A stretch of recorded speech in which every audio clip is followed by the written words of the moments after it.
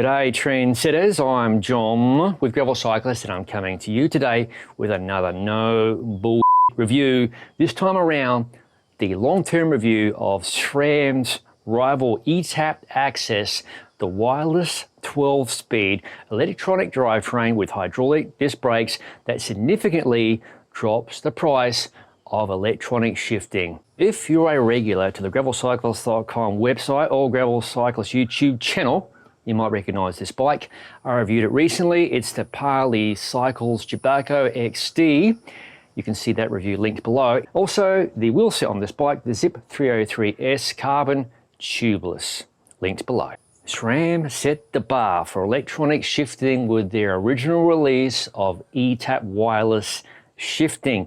They've continued to refine that system. Now you've got 12 speed like in this Rival version here, and that brought along the necessity of a special cassette driver known as SRAM XDR to fit a one-piece cassette onto the cassette driver body. This technology has continued to trickle down. Once it was available only in Red, then Force, and now Rival. The technology has crossed over to the world of mountain biking, and the interesting thing is you can combine drop bar shifters like this with mountain bike derailleurs for crazy mullet type builds and so on. If you've never seen eTap up close and personal, these shifters communicate wirelessly to the derailleurs. There is a battery inside each shifter, namely a CR2032, which is a pretty common size.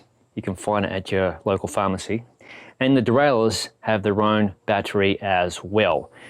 These are not rechargeable. The derailleur batteries are rechargeable. No matter what version of eTap you're running, the battery architecture is the same across the board for every single eTap system, so the batteries will work between Force, Red, Rival, and so on. In the case of this 2x system here, there are 4 batteries, 2 in the shifters and 2 in the derailleurs. Of course, if you had a 1x system, you ditch the front derailleur and you only have 3 batteries.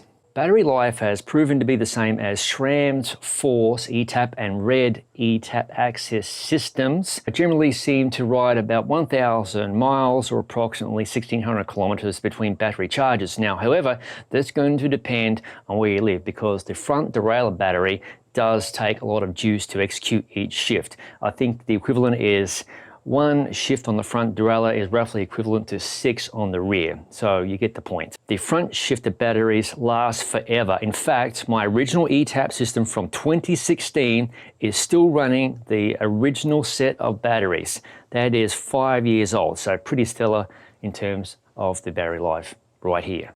SRAM Rival eTap AXS connects to the AXS phone app just like Force and Red, and you can store bike profiles, customize shifting, either sequential, multi-shift, etc., check battery status, and update firmware. Like its pricier brethren, Rival eTap AXS lives in a perpetual state of readiness, meaning there is no on and off switch. Rather, the system goes into sleep mode after 30 seconds of inactivity, but it won't shut down if you're coasting down a descent or slacking off in general.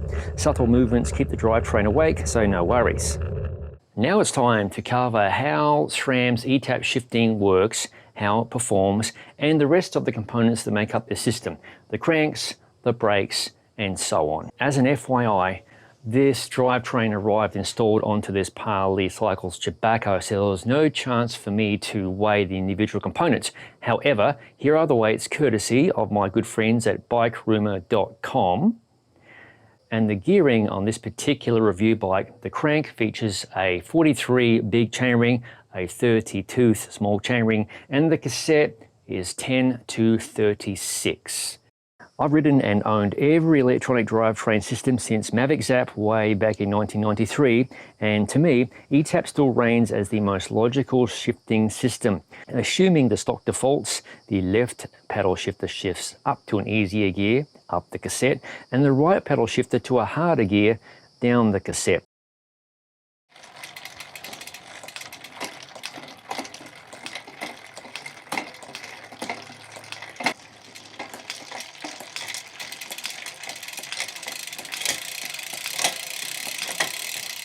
To shift the front derailleur, you press both shift paddles at the same time. For 1x variants with no front derailleur, you can use the double paddle press function to actuate something such as the RockShox Reverb Access Dropper seat post wirelessly.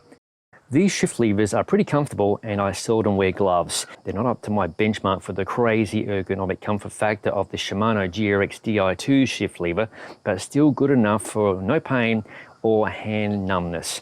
They're a smidge smaller in length and width than Force, and you lose the option of plugging in additional shifters such as the clicks or the blips. But you could always run a hybrid system with 4 shifters and everything else Rival. The smaller hoods of Rival will favour riders with smaller hands. It's a personal choice, really. The other point of note, you keep reach adjustment with Rival, but you lose the pad contact point adjustment. The thing I love about this system, there's no confusion about which shift function you are performing with a single paddle shifter on either side of the bike, even if you're wearing thick winter gloves, and the brake levers are very easy to operate from the hoods or the drops. The Rival levers are also pretty tough. The lever blades are made from aluminum, and I had the misfortune of stacking the review bike. I lost a bit of bark. I don't do online pity parties around here, but the shifter kept ticking along, no worries at all. Moving on, I'll spare you the details of how the shifters are paired to their respective derailleurs, but the process is exactly the same as Red and Force, and you can see my Force eTap AXS build videos linked in the description below. Single gear changes are executed fast. They pretty much shift as fast as you can slam gears. I think multi-shift mode is almost a moot point.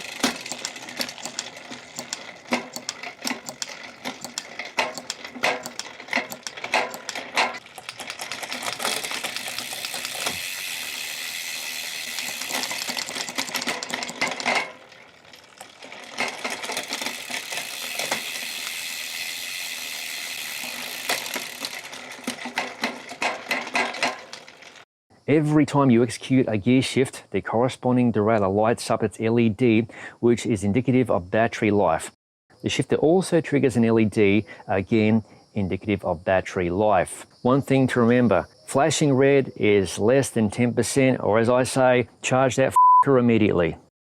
The rear derailleur has a stall condition check of sorts. If you execute 4 or more rear derailleur downshifts and don't pedal the bike, the system will continue to make those shifts until the 4th one is made. Then the derailleur will no longer shift in that direction.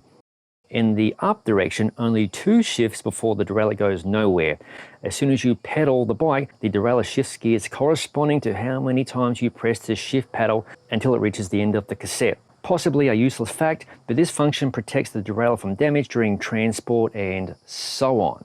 Like SRAM Red and Force eTap AXS, Rival does not have a trim function on the front derailleur. However, if you use the alignment block as seen in my Force eTap build video linked below, there is no derailleur up anywhere on any gear, big or small chainring, provided the limit screws are set appropriately.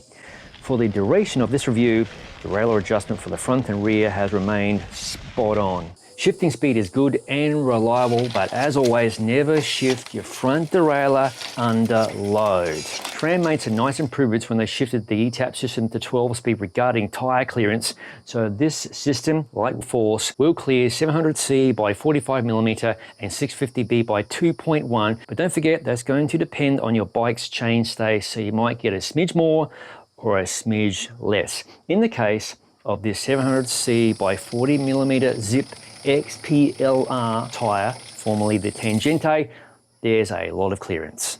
The Rival crankset is fantastic with its 4330 chainrings, and with the 10-36 cassette, you can scale some serious walls. There's also a single-sided power meter version of this crankset for those inclined, and it's priced very well. I tried the system with Red and Force level 10-33 cassettes. One thing I've noticed, and this will really only apply to people who are very fastidious about their gearing, like me, with smaller chain rings, in this case a 43 and a 30, when you pair with a 10-36 cassette, the smaller cogs, the 10, the 11, the 12, the gear jumps in terms of inches are quite big, so you really feel that jump in cadence, even though there's only a one-tooth jump between the cogs. The other thing that could worry some people is the wear factor of those particular cogs. Smaller cogs wear faster. Now, I've generally found I haven't had to use those cogs too much, so it might be a moot point, but it's something to bear in mind. That minor gripe aside, you might be thinking, wow, 4310, that's a pretty small gear. It really isn't. In fact, you could ride this bike as a road bike and probably hang with some spirited roadie rides if you're so inclined. The Rival eTap rear derailleur forgoes SRAM's orbit fluid damper chain management, which is in effect a liquid clutch for a legitimate mechanical clutch. Now I can tell you, I have not really felt any difference between either of those technologies. This system manages the chain perfectly. There's been no chain slap and no chain drop under some seriously gnarly riding conditions. Shifting on this cassette is fantastic all the way up to a 36 tooth cog, no worries at all. I alluded to the one-piece SRAM cassette design earlier. Some people may gripe about the cost because they aren't exactly cheap, but the SRAM Rival is reasonably affordable at US $125, and now they are nickel chrome plated, which helps with the durability, and the shiny finish also looks pretty sharp. On to brakes. SRAM relies on DOT fluid just like most automobiles. DOT fluid generally has a higher boiling point. I suspect these are reasons why SRAM went in this direction. The lever feel is fabulous from the hoods or the drops. There's plenty of power and modulation. I've always liked the feel of SRAM's drop bar brake systems. They are akin to a well-dialed rim brake system. There's no hyperspace feeling waiting for the rotor to contact the pad. Overall, the biggest complaints about this system might be its weight versus a mechanical or wired electronic drivetrain system, and the inability to run an external shifter.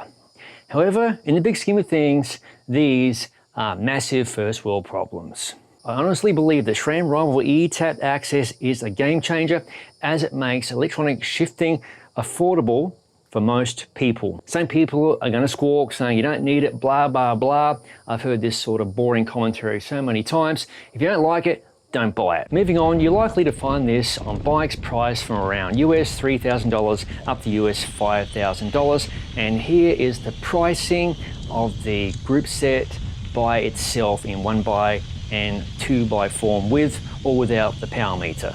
In my experience, this system has proven to be bomb-proof reliable, even in the company of multiple eTap systems, so you don't have to worry about cross-contamination of signals. And don't forget, this technology has been well proven in the World Tour over in Europe, the world of road professional cycling. The system is super versatile, either in 1x or 2x mode, and caters to so many riders, no matter your preferred riding speed. The one huge positive I love about electronic shifting, it saves energy. You think I'm talking? Well, when the weather's cold, that motion, that lack of dexterity when the temperature drops to 0 Celsius, 32 Fahrenheit, you don't have that problem with electronic shifting. A button tap, way less energy, and over the long haul, that can really add up. So there you have it, my long-term review of SRAM's Rival eTap AXS electronic drivetrain with hydraulic disc brakes. I realize nowadays there's several group sets on the market designed specifically for the gravelly road less traveled, so I hope that my review went some way in helping you make an informed purchase decision. Thank you for watching. If you haven't already, please consider subscribing to the Gravel Cyclist YouTube channel for no thorough reviews such as this, ride experience videos, gravel bike reviews, and other madness, as all of it is released to the channel. I'll see you in the next video.